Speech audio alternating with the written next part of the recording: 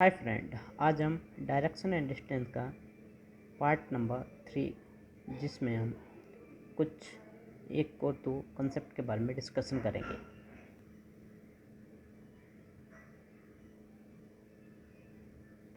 ये हमारा Telegram group है जिस पर आप रीजनिंग के रिलेटेड अपने डाउट सॉल्व कर सकते हैं। आज का हमारा पहला क्वेश्चन, हमने लास्ट क्लास में कंसेप्ट देखा था क्लॉक का, एंटी क्लॉकवाइज और क्लॉकवाइज, वामावर्त और दक्षिणावर्त अगर एंगल दे रखा हो तो कैसे सॉल्व करते हैं। तो उसका एक क्वेश्चन है, एक आदमी पश्चिम की ओर सामना कर रहा है, मतलब आदमी जो है वो यहाँ पे खड़ा है और 45 डिग्री दक्षिणावर्त, ये पश्चिम हुआ और ये दक्षिण हुआ। पश्चिम से 45 डिग्री दक्षिणावर्त यहाँ पे आ गया, फिर भी 180 डिग्री, यहाँ से 180 डिग्री और घूमता है तो वो व्यक्ति यहाँ पे आ जाता है। और फिर 270 विरोधी दक्षिणावर्त मतलब वामावर्त, या अभी तक तो दक्षिणावर्त मतलब क्लॉकवाइज, अब क्या एंटी क्लॉकवाइज, तो एंटी क्लॉकवाइज यहाँ से 270 जो होगा वो यहाँ पे होगा। तो अब जो व्यक्ति खड़ा है वो साउथ और पश्चिम और साउथ के बीच में खड़ा है, मतलब जो व्यक्ति खड़ा है वो अब यहाँ पे खड़ा है। आज का हमारा नई कॉन्सेप्ट है सनसेट के समय और सनराइज के समय। अगर व्यक्ति सूर्योदय के समय पूर्व का सामना कर रहा है तो जो उसकी परछाई बनेगी वो पश्चिम की ओर बनेगी। जैसे कि अगर यहाँ पे अगर कोई व्यक्ति है, ये व्यक्ति है और ये सनराइज हो रहा है, अगर ऑब्जेक्ट ईस्ट की तरफ है जो इसकी जो परछाई बनेगी वो वेस्ट की तरफ बनेगी। अगर व्यक्ति उत्तर मतलब नॉर्थ की डायरेक्शन में अगर वो फेस करके खड़ा है तो उसका जो लेफ्ट हैंड में होगा वहाँ पे उसकी परछाई बनेगी।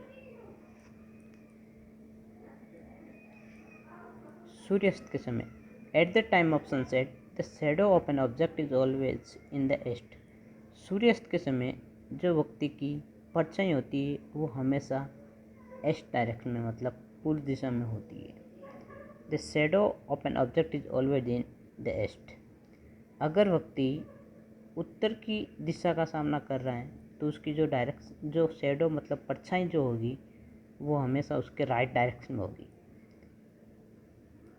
मतलब अगर कोई भी व्यक्ति उत्तर की दिशा में खड़ा है तो जो उसकी परछाई होगी वो उसके राइट हैंड की तरफ होगी। मतलब यहाँ पे अगर यहाँ पे कोई व्यक्ति खड़ा है, जैसे कि ये व्यक्ति, ये अगर उत्तर का सामना कर रहा है तो इसका राइट हैंड जो ये होगा तो इसकी शेडो जो बनेगी वो ये इधर बनेगी। अभी ये वेस्ट डायरेक्शन में खड़ा है तो इसकी शेडो रोज हमेशा डेली ईस्ट डायरेक्शन में बनेगी। तो ऑब्जेक्ट की जो परछाई बनेगी वो ईस्ट डायरेक्शन में बनती हैं सूर्यास्त के समय। सूर्यास्त के समय ईस्ट डायरेक्शन में और सूर्य उदय के समय जो परछाई बनती है वो वेस्ट डायरेक्शन में बनती है। इस कंसेप्ट पे एक हम क्वेश्चन देखते हैं जिससे आपका ये कंसेप्ट क्लियर हो जाएगा। सूर्यास्त के समय मतलब शाम के समय रेखा और हेमा एक दूसरे से आमने सामने बातें कर रही है। अगर हेमा की जो परछाई है वो बिल्कुल हेमा के हक में थी तो रेखा किस दिशा की सामना कर रही है।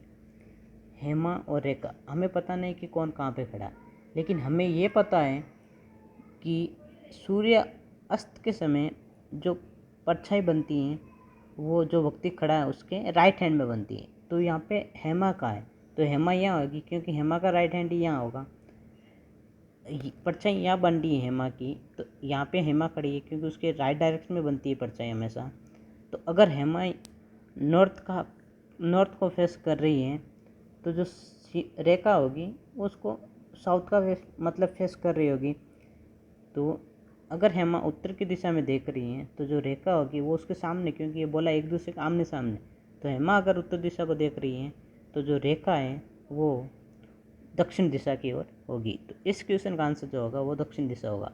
शाम को सूरज पश्चिम में होता है इसलिए तब कोई छाया पूर्व में होती है। हेमा की परछाई हेमा के दाहिने में थी इसलिए रेखा दक्षिण की ओर सामना कर रही थी। तो ये हमने देखा था कि हेमा और रेखा ये दोनों, हेमा यहाँ पे थी और हेमा इस डायरेक्शन में देख रही थी, मतलब हेमा यहाँ खड़ी थी और रेखा जो थी वो यहाँ पे थी, वो साउथ को देख रही थी। तो जो रेखा का डायरेक्शन हुआ वो साउथ साउथ फेस हुआ, हेमा का नॉर्थ फेस हुआ।